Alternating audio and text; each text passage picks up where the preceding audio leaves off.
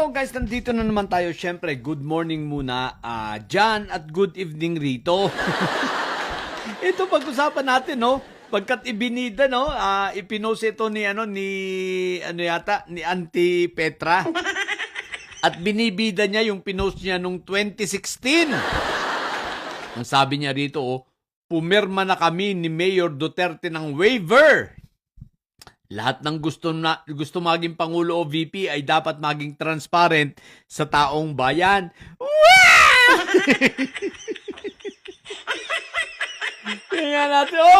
Wow, sila, may perma nga. Wow! May perma silang dalawa. Teka lang, Auntie Petra.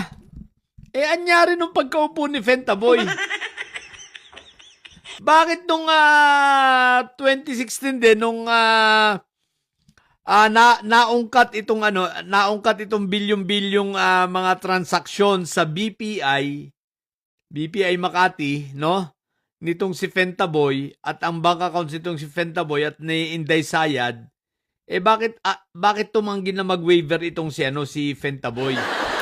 Akala ko ba open siya? Yan linaw nyo. Sabi, may paperma-perma pa kayo. Diba? Nasabi nyo nag-waiver pa kayo. May waiver ba naman ganyan na nasa tarpaulin?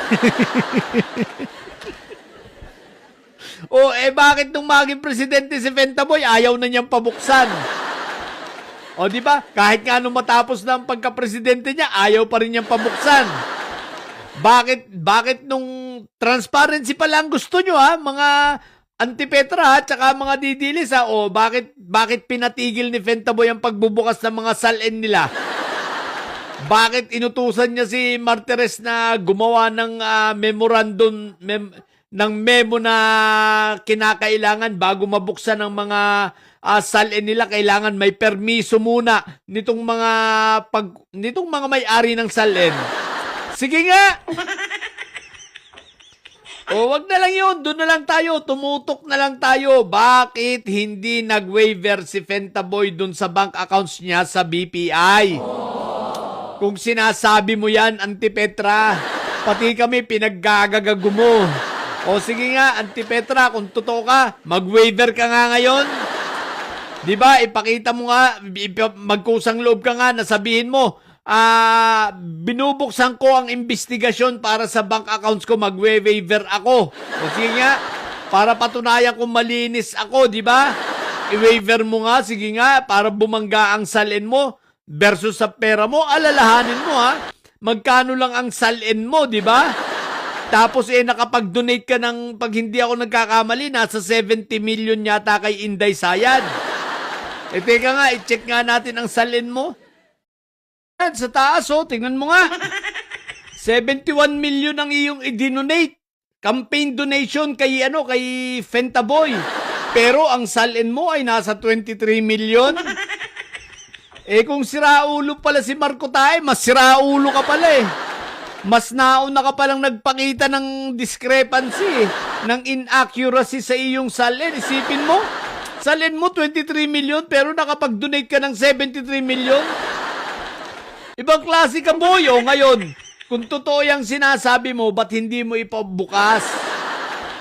Anyway, wag kang mag-alala, maghintay ka na lang, no? Darating at darating tayo dyan.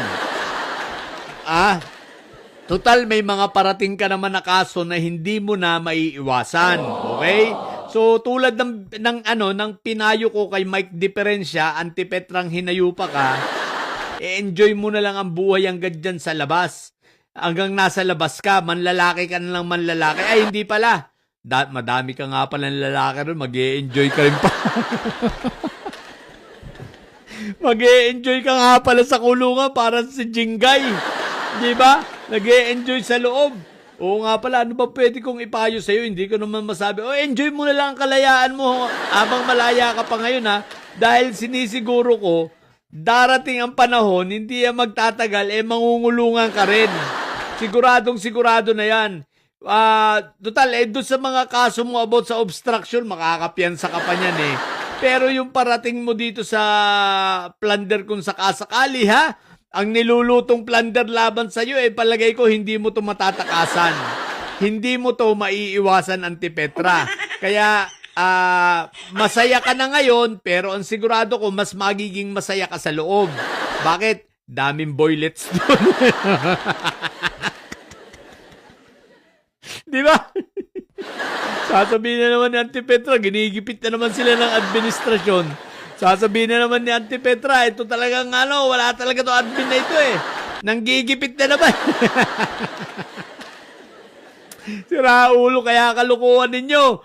Kahit ibalik-balik mo pa yung hinayupak ang Auntie Petra ka, bistado ka na. No, isipin mo, sasabihin mo na akala mo transparency. Umayaw nga si Fentaboy na buksan yung kanyang nasilipin yung kanyang bangko, di ba? Sa BPI, alalahanin mo ha. Andun na si Trillanes mismo sa usapan, di ba? Kunwari, pumalag. Andun na rin kunwari si Panelo. Pupunta, sabay pagkatapos tumanggi. Si Senator Trillanes, nung panahon yun, andun na sa BPI. Naghihintay. Yung pala naman drawing. Pagkatapos ng pangyayaring yun, bigla naman binintang at ginawa ng intriga si Senator Trillanes na mga bangko daw naman offshore. May mga bangko daw sa Hong Kong. O di ba ka? Intriga. Kaya tigilan nyo yan. May mga pa kayong ganito, tawag ito, binabalik mo pa yung nakaraan. Akala mo naman katotohanan. Tingnan mo nga yan. 73 million dinonate mo, 23 million lang ang ang salin mo. Diba? Nauna ka pa kay Marco Taing si Raulo no? At least si Marco Taing umamin, pinakulong ang sarili niya. Doon lang si Marco Taing naging mas tanga sa'yo. Dahil ikaw, hindi mo pa ipakukulong ang sarili mo. Hindi pala, parehas din pala.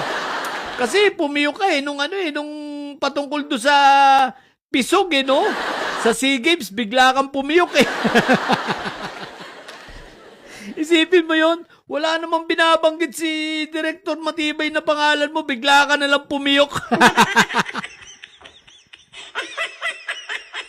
Bigla ka nalang nagkusa. What the heck? Diba? Ewan ko ba sa inyo mga didilis kayo, parang si Unggoy Nana, Kambing Nana.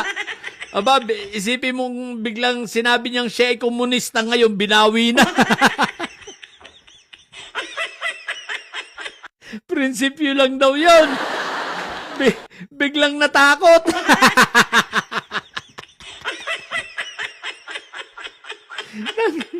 Si Raulo talaga. Nauuna kasi sa inyo ang yabang. Kayong mga hinayupa kayo, nauuna kasi sa inyo ang bunganga. Ang yabang, no? Tigil-tigilan nyo yan. Tapos sa huli, manang-mana kayo sa pinagbanahan ninyo si Fentaboy. Puro yabang. Tapos pag pinatulan, takot naman pala. Pare-pareho kayo.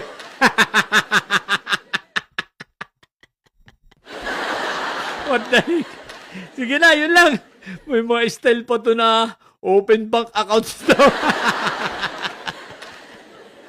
Sa mga bobong didilis at may sayad dyan na nyo. Ang tatay nyo ay preso, ang bipi nyo ay bobo. Manatili kayo mga bobot may sayad sapagkat ang may sayad ay laging high blood.